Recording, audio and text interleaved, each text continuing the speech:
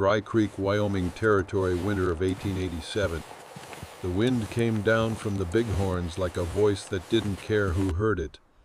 It caught in the throat and stung the eyes, carried bits of snow hard as sand, and slid into coats no matter how tight they were pulled. Dry Creek wasn't more than a church, a mercantile, and 5 or 6 houses nailed crooked into the earth, like the town had been built in a hurry and never redone. The mountains stood off in the distance, half lost in cloud. Nothing moved save for the ragged banner on the church post that flapped as if to say there's no one here worth waiting for. Cassie stood at the edge of that road with her youngest on her hip, the other 4 clumped close to her side. The hem of her skirt was frozen stiff. Her boots had split, and the cold bit her feet like it wanted to chew the bones. She couldn't feel her fingers, but she could still feel the way Henry had said her name the last time. Not angry, just tired. He'd taken the gelding and what coin was left, said he was going east to find work on the lines, said he'd send for them by spring. But Cassie had heard that kind of promise before. And now it was deep winter, and the children hadn't eaten since yesterday morning.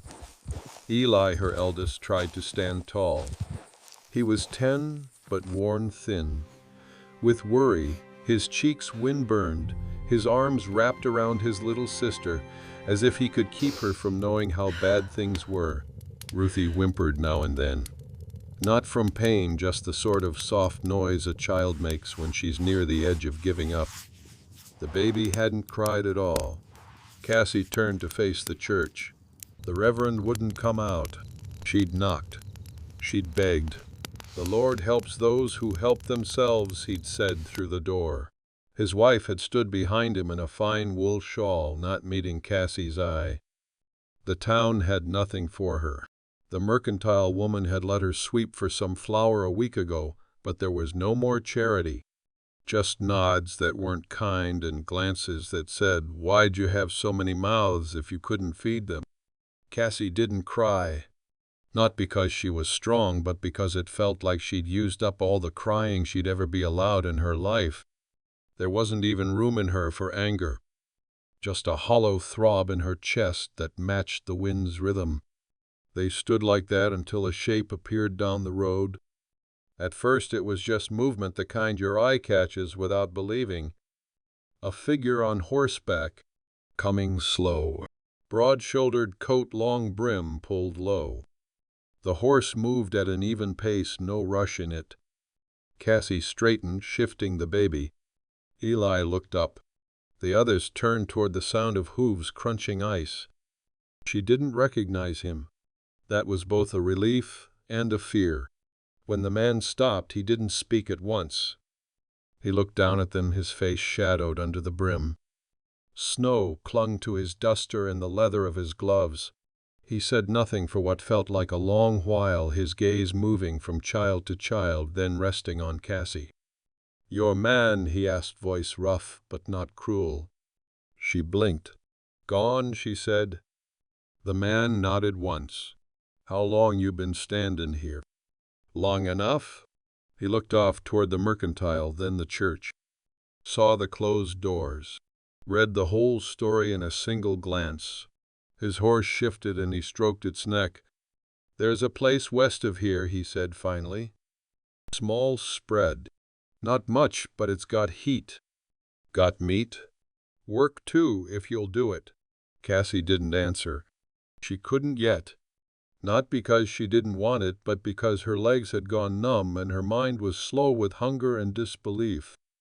The man reached into his coat, pulled out a flask, and tossed it down to Eli. "Give her a sip," he said. The boy caught it, fingers clumsy, and looked to his mother for permission. Cassie unscrewed the top with shaking hands and let the whiskey touch her lips. Fire shot down her throat. She closed her eyes. When she opened them, the man was already turning his horse. "Well," he called over his shoulder. Cassie looked at her children, at their cracked lips and raw cheeks and eyes that had stopped hoping. She stepped forward. The ride west wasn't long, but it was long enough for Cassie to feel every bone in her back and every doubt in her chest. The children huddled in the man's wagon, wrapped in a patched tarp he'd unhooked from behind the saddle. It stank of old hay and horses, but it was warm and none of them complained. Cassie rode up front, stiff in the cold, eyes locked on the man beside her. He hadn't given his name, hadn't asked for hers either. The wind eased a little once they dipped into a small valley. Sagebrush poked up through the snow like stubborn weeds. A split-rail fence ran alongside the trail, broken in places, mended in others with rope and wire. The land looked worn but still fighting. Cassie knew what that felt like. The house was small, tucked against a rise, the boards gray and bowed. Smoke came from the chimney in a thin line. The barn leaned to one side, and a few chickens scattered as they pulled in. He dismounted then, lifted each child from the wagon like he'd done it before. No fuss, no speaking, just solid hands and quiet care. Cassie followed with the baby, her boots crunching in the frost. Inside it was warmer than she expected. A fire burned low in the stove, and the air smelled of wood smoke and beans. The room was spare: a table, some chairs, one cot in the corner. A rifle rested above the hearth. One wall was lined with shelves stacked with jars of dried goods and coffee tins. A kettle hissed gently. The man pulled off his coat and hat, set them aside, then ladled beans into bowls without asking if they were hungry. He handed one to each child and sat them down. Cassie stood with the baby still on her hip, unsure if she should speak. He offered her a bowl too, then motioned to the cot. "You sit," he said. "You're colder than you're letting on." She sat. The baby was already half asleep, belly warm now. Cassie took a bite and had to hold back tears. The beans were plain, but after 3 days of nothing but snowmelt and air, they tasted like mercy. The man didn't speak for a long while. Just sat on a stool by the stove, rubbing his hands. After a while she said, "You live out here alone?" "Most times. You always pick up strangers on the road." He looked at her then. His face was hard-lined in ways that had nothing to do with age, but his eyes weren't unkind. "No," he said, "but I seen a woman standin' in the snow with 5 children, and I reckon it'd be a sin to ride on past." Cassie nodded, eyes down. The fire cracked once sharp as a whip. "I'm Cassie," she said finally. "Cassie Ward." He nodded. "Jonah." That was all. The children finished their food and curled up near the stove without needing to be told. Jonah brought out a wool blanket from a trunk and handed it to her. His hands were rough knuckles, scarred and thick. Workman's hands. She took it. "Thank you."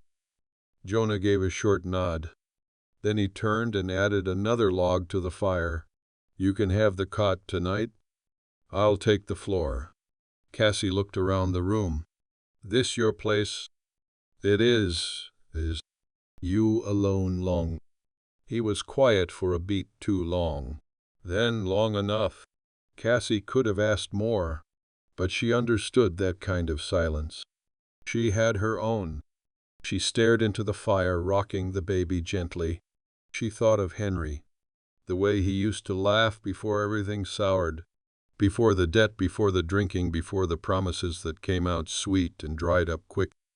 She thought of the small house they'd built in Nebraska, the way it had leaned like it wanted to fall even before he did.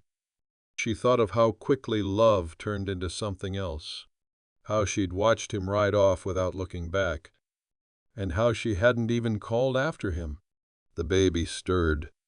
Cassie kissed her forehead. Warm at last. She didn't trust this place yet. She didn't trust Jonah either. But something in her stomach had started to unknot. Maybe it was the beans. Maybe it was the fire.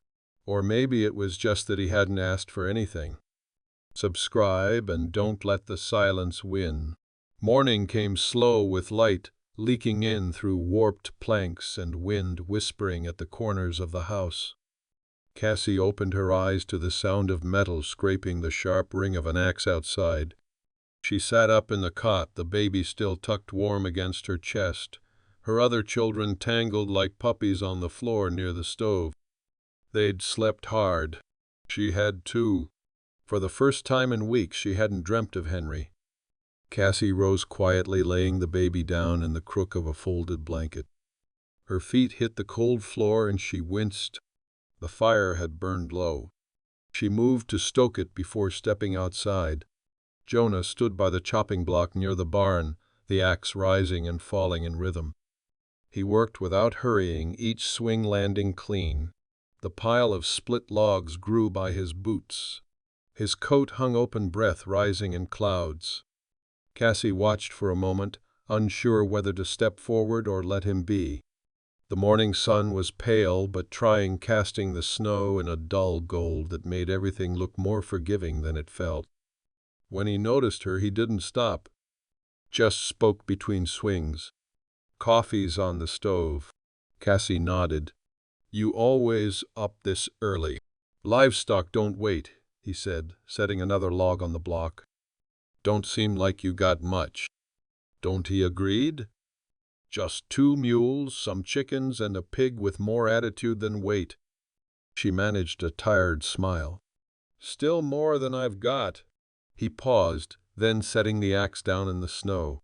He wiped his brow with the back of his wrist and looked at her for a moment as if trying to decide something. "You want to earn your keep," he said. "I could use a hand inside. Canning's been backed up. And if you can stitch, I got things need patching." Cassie straightened. "I can work." Didn't doubt it.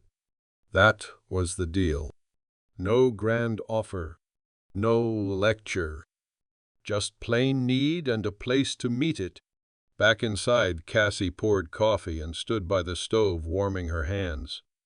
The baby stirred and she fed her quietly while the other children began to wake, stretching and rubbing their eyes. Eli moved toward her first. Then the others followed, their hunger written across their faces. Jonah came in not long after, arms full of firewood. He didn't speak as he set the logs down and added one to the fire. But the way he glanced toward the children, counting them, almost told her something. He hadn't forgotten they were here. He'd brought enough. Later that morning, Cassie sat at the table sorting dried apples from a tin while Jonah checked fence lines. The children helped where they could, Ruthie gathering eggs, Ely sweeping the floor, the smaller ones playing quiet games with bits of string and corn husks. Cassie watched it all from the window. This life, hard, quiet, stripped to its bones, reminded her of the years before Henry, before the wagon, before the kids, before she'd been someone's burden. She remembered the girl she'd been. Not bright-eyed, not foolish, just strong in that way women have to be when no one's watching. She'd worked her father's fields, patched clothes, caught chickens by their legs and wrung their necks without crying. But something about Henry's smile had made her want to believe in easier things. Now she wasn't that girl anymore. She wasn't anyone's fool. She had children to keep warm and fed, and for the moment a roof over her. Jonah returned near midday, his boots tracking snow across the floor. He looked to her. "Pig pens frozen through. Gonna need to haul water from the spring." She nodded. "I'll go with you." He studied her, not doubting her strength, but surprised maybe by her offer. "All right then," he said. "Dress warm." Out there with the sun climbing and the snow glittering, they worked side by side. He hauled the bucket up while she broke the crust of ice. Her fingers ached and her breath burned in her chest. But she didn't stop. When they finished, they sat on a flat stone near the barn, sharing the rest of the coffee from a battered tin cup. Jonah took a long sip, then passed it to her. "You got family back east?" he asked. She shook her head. "Buried in Kansas." He didn't ask more. Didn't offer sympathy either. Just handed her the cup again. Cassie drank and looked out over the white fields, the fence lines stretching like scars across the land. She didn't know what tomorrow would bring or whether this place was a pause or a beginning. But she knew this much. She wasn't standing alone in the cold anymore. Snow fell soft and steady for 3 days. Thick flakes, slow as feathers, blanketed the land until all the fence posts wore white caps and the trees looked like bones in linen. The wind quieted, and for a while everything felt muffled, like the world had put itself to bed. Inside the house, life settled into something like rhythm. Cassie cooked and kept the stove hot. She mended Jonah's shirts, the cuffs worn through and the shoulders thinned from years of work. He'd never asked her to, but he didn't stop her either. When he noticed the careful stitching along a seam, he just nodded once and said, "Good hands." The children grew louder, not wild, just more alive. They sang while they worked, whispered games to each other, made up names for the chickens, and turned the corners of the house into forts and farms. Jonah let them. He didn't have the stiff air of a man unused to noise. He just moved quieter when they were sleeping and kept the fire well fed. One night, after the children had gone to sleep, Jonah sat at the table with a pencil in hand, staring at a page. Cassie was folding the last of the laundry when she noticed him frowning at it. "Letters?" she asked. "Tryin'," he muttered. "Ain't good with words." She came closer, curious. The page was mostly blank, save for a few scratched-out lines and a half-written name at the top. "Who's it for?" He stared at the paper a moment longer. "My brother. He's got land in Dakota. Haven't seen him in 6 years." Cassie didn't ask why. If time taught her anything, it was that silences meant more than stories ever did. She only asked, "What do you want to tell him?" "That I'm still here," Jonah said. Then, after a pause, "that I'm trying to make something of what's left." His voice didn't shake, but there was something buried deep in it, something scraped raw by distance and time. Cassie pulled out a chair and sat beside him. "You don't have to say much," she said softly. "Just enough so he knows the door's not shut." He didn't look at her, but he didn't turn away either. Later that week, she helped him in the barn. The mule had gone lame, and Jonah crouched beside it with a gentleness that didn't match his rough hands. Cassie held the lantern while he worked, their breath misting in the tight space. "That mule's older than he looks," he muttered. Cassie smiled. "Aren't we all?" He glanced up at her then, just a flick of his eyes, but it held something warmer than before. "You ever think about leaving?" he asked. "Every day," she said. "And then I remember there's nowhere to go." He nodded. "Same." There was a long silence, filled only by the mule's low breath and the clink of tools. "You built this place yourself?" she asked. "Most of it. My father helped with the walls. After he died, I finished what was left." "It's good land," she said. "Hard but steady." He gave a small smile. "Like some people I know." Cassie didn't answer, but something in her chest shifted. That night after supper, Ruthie crawled onto Jonah's lap without asking. He froze for half a breath, unsure what to do with the small, sticky child clutching his shirt. Then he rested one big hand on her back and let her stay. Cassie saw it, said nothing. Jonah carried her to bed later, careful not to wake her. He tucked her in, then stood in the doorway for a long time, looking at them all. "You miss them," Cassie said quietly behind him. He didn't ask who she meant. He just nodded. "My wife," he said. "Lost her to the fever in '83. She was carrying, didn't make it." Cassie didn't speak. She reached for the quilt in her hands and tightened it. "I don't ask for much," Jonah said. "Don't expect anything from you. But if this feels like a place you could stay, I'd be glad for it." He didn't say more, just went to the fire and sat staring into it like it might speak back. Cassie stood there in the doorway, heart thudding. She didn't feel safe exactly. Not yet. But she felt seen, and that was something she hadn't had in years. The thaw came sudden. A rush of warm air one morning, and by afternoon the snow had begun to melt in steady drops from the eaves. The world turned to slush and mud, and the stillness of winter gave way to a restlessness Cassie felt in her bones. With it came the letter. It arrived by way of a traveling post-rider, a boy no older than Eli, red-cheeked and half-drowned from the road. Jonah handed him a biscuit and sent him on. Then he stood by the door with the envelope in his hand for a long time unopened. Cassie watched him from the stove, her hands busy with the kettle, but her mind already racing. When he finally sat, he opened it slow. Eyes scanned the page once, twice. Then he folded it back, slid it under his palm, and stared at the wall like he was listening for something far away. He didn't speak of it until after supper, once the children were asleep and the fire had burned down to quiet coals. "My brother wrote back," he said. Cassie looked up. "What did he say?" "He's got a place outside Bismarck. Good land. Wants me to come help him work it." Jonah rubbed the back of his neck, eyes on the floor. "Says there's room. Says I can start again."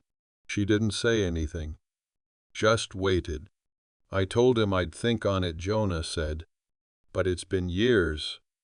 I don't know what's left between us." Cassie nodded slowly. "Seems like he's giving you the chance to find out." Yeah. Another long silence. "You should go," she said. He turned sharply. "What?" "You should see him. Set things right. Even if it's just to know for sure." Jonah looked away. "Ain't that easy?" "No," Cassie said, voice quiet. "It's not. But you're not a man who hides. Least I haven't seen it." He didn't answer, and she didn't press. But something shifted after that. He grew quieter, worked later, watched the horizon more. Cassie felt it too, a slow unraveling of whatever had started to grow between them. He was pulling back, and she didn't know whether to follow or let go. Then came the knock. It was near dusk when the figure appeared, not on horseback but walking. Thin, sharp-shouldered, and wrapped in a coat too fine for the weather. His face was familiar in a way that made Cassie's stomach turn before her mind caught up. "Henry." She opened the door and stared at him, disbelief and fury crashing together so fast she couldn't speak. He looked worse than she remembered. Gaunt eyes, sunken, a smile that didn't reach his mouth. "Cassie," he said, voice too smooth. "Heard you were up this way." She didn't invite him in. "How?" "Word travels," he said. "I was passing through, heard a trader mention a woman with 5 kids holed up with a cowboy west of Dry Creek. Figured that might be you." Cassie stood firm, one hand on the doorframe. "What do you want?" Henry shifted, glanced past her into the warm light of the room. "I came to bring you back." "You left?" "I had to," he said quickly. "I wasn't ready. Things were bad, Cass. I made mistakes. But I came back. That has to mean something." Jonah stepped into the room behind her. He didn't say a word, just stood tall and steady, his presence like a weight in the air. Henry looked him over. "So this is the man." Cassie felt the blood rise in her face. She turned to Jonah. "It's all right. I've got this." Jonah nodded once and stepped back. She faced Henry again. "You think you can just walk back into our lives like nothing happened?" "I'm their father," he said. "That has to count." "It counted when you left," she said. Her voice shook, but she didn't let it break. "It counted when I begged you to stay and you rode off anyway." Henry stepped closer, voice soft. "We can start over. I've got work lined up." "I've changed, Cassie." She looked at him, really looked at the lines in his face, the slack mouth, the empty hands. There was no weight to him. No truth. Then she looked past him to the muddy trail that led back to nothing, and behind her the fire, the blankets, the children breathing steady in their sleep, Jonah's patched shirts drying by the stove, his silence that held more meaning than all of Henry's speeches. "I'm not going anywhere," she said. Henry's eyes darkened. "You'd let them grow up here with him."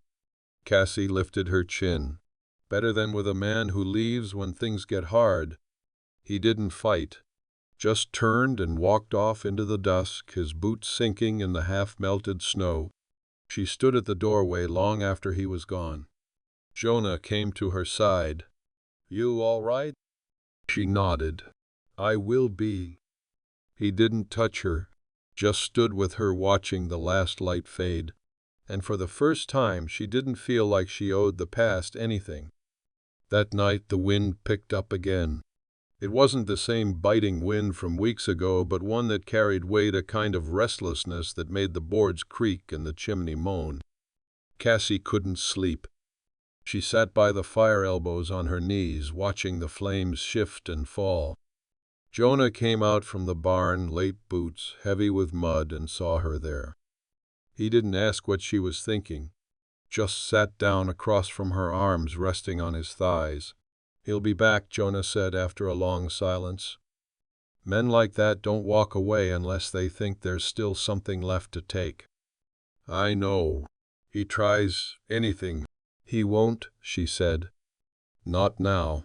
Jonah looked at her, really looked like he was trying to measure what kind of storm had passed through her and what kind still lived there. "You're not afraid?"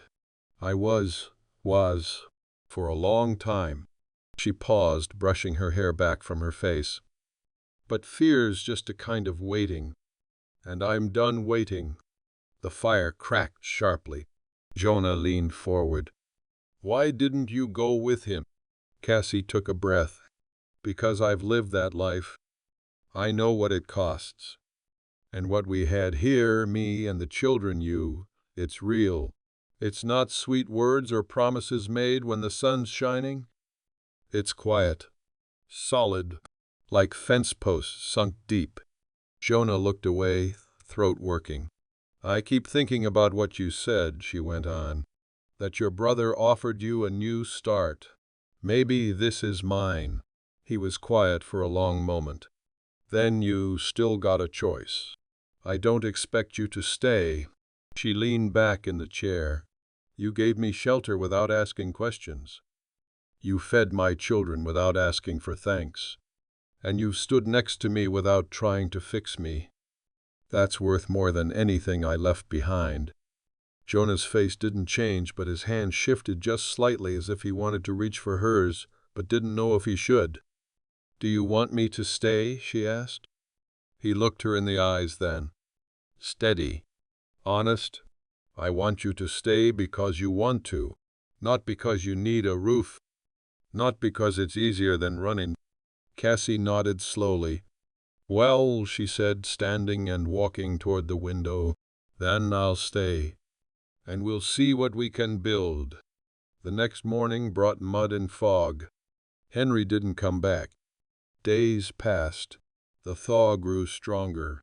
Shoots of green began to appear along the fence lines, and the chickens laid again. Cassie planted potatoes. The children cleared the garden rows with sticks and spades. Jonah repaired the porch steps. It wasn't spoken, but something had settled between them, not romance, not yet, but understanding. Then one evening, as the light was failing, a rider came up the road, fast hooves churning up dark earth. Cassie stepped out with a hand to her brow. Jonah met her there. It was a young man, lean and dusty hat askew. "You, Jonah Wright," he called. "I am, Aunt. Your brother sent me. Said you'd know what to do." The boy dismounted and handed over a note, fingers shaking. Jonah read it once, then again. "Trouble?" Cassie asked. Jonah's jaw clenched. "Railmen are trying to take his land. Claimed he never filed proper. Lawyers come and wants me to help stand." Cassie's stomach turned. "Are you going?" He looked at her. "I have to. He's my brother." She swallowed, nodded. "Then we'll go too." Jonah blinked. "Cassie, you think I'd let you ride out into a fight alone after all this?" She smiled, thin but fierce. "I've packed before. I can do it again." He exhaled, slow. "All right," he said.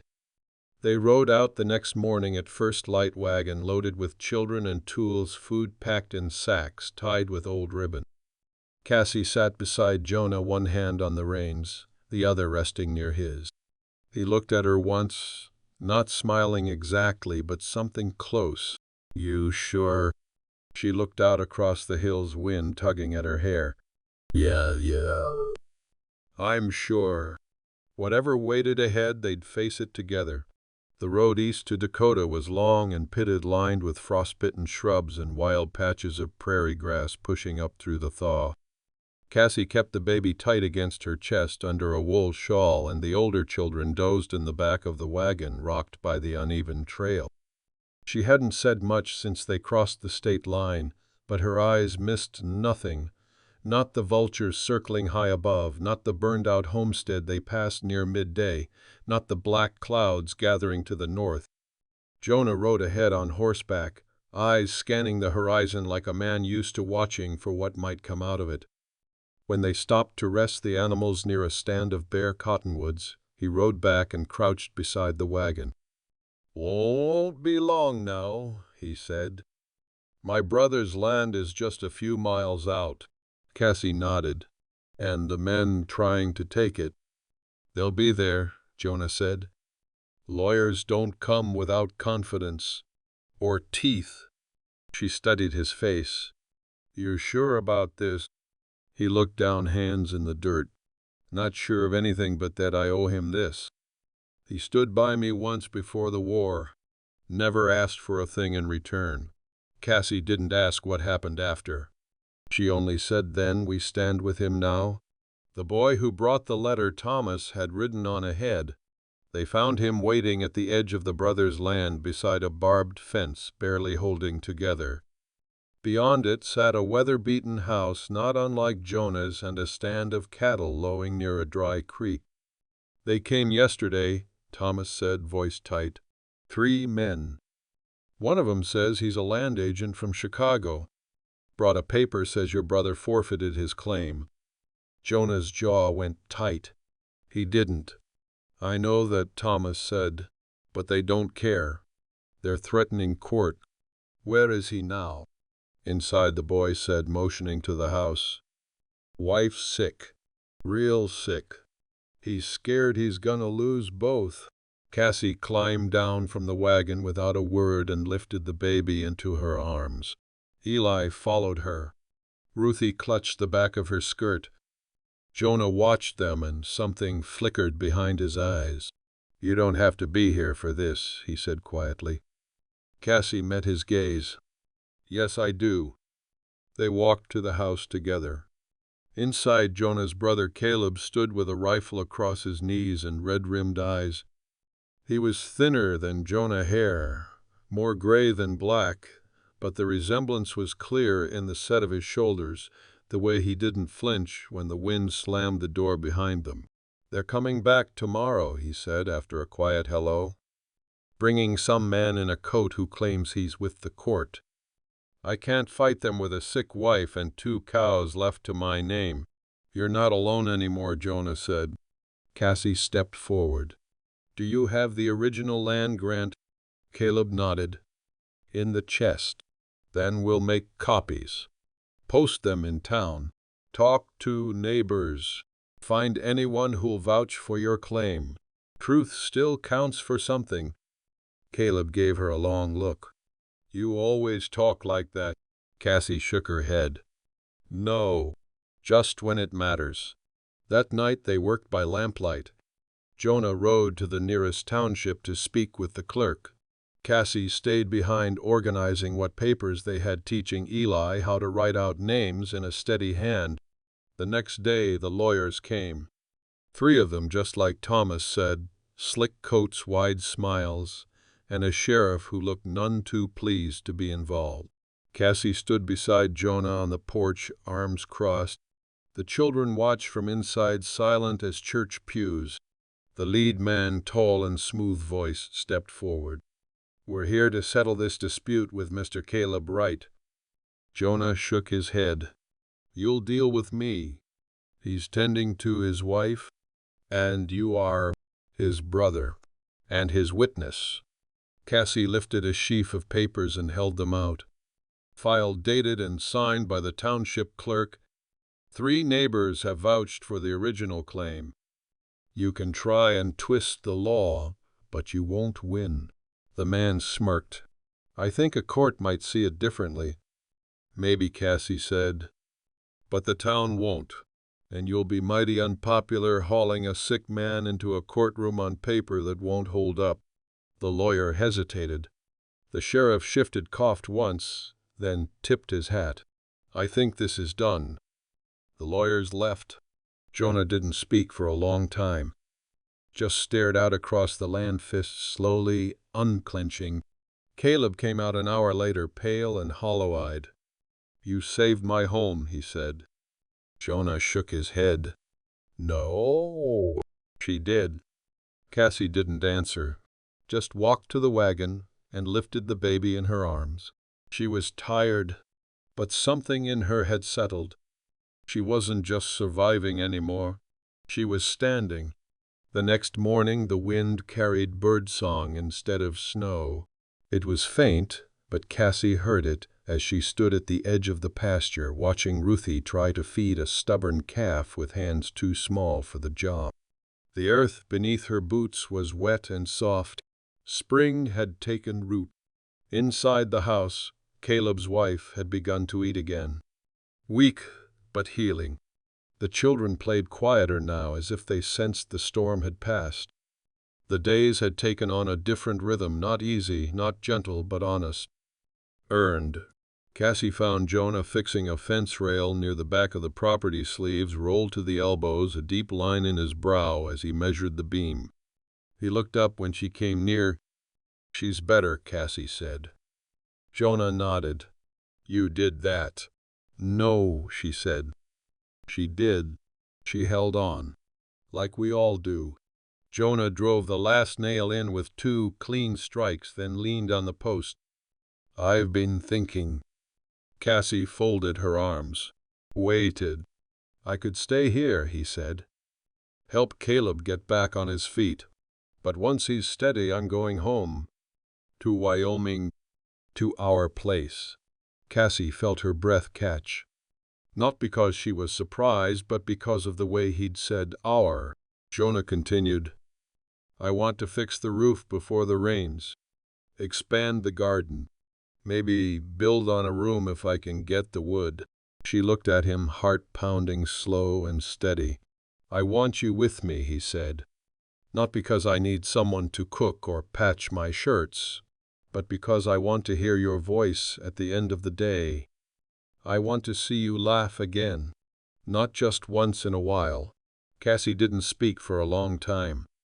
Then she reached into her pocket and pulled out something small, a ribbon. Faded blue. It had once tied her hair. She held it out to him. For the doorpost, she said. To mark that it's ours. He took it, turning it over in his fingers like it was something precious. I'll nail it up myself. Cassie stepped closer.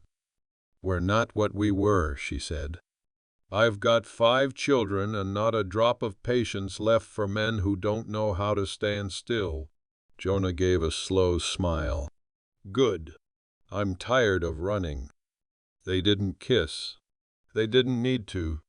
That afternoon, as the sun dipped low, they packed the wagon again. Caleb stood at the gate, his wife beside him in a chair. He hugged Jonah with both arms, a rare gesture between 2 men, raised not to show what they felt.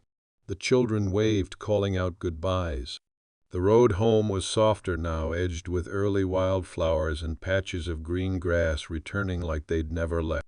Cassie sat beside Jonah, the baby asleep against her. Ruthie pressed into her side, Ellie at the reins. When the wagon crested the final hill and their little house came into view, weathered, stubborn, waiting, Cassie felt something bloom in her chest that she hadn't felt in years. Not relief. Hope. Jonah pulled the horse to a stop and looked out across the land. You think it'll hold? He asked quietly. Cassie nodded. Yes. They unloaded together, set the fire, heated the stove, hung the blue ribbon over the door with a bent nail. That night they sat on the porch after the children were asleep.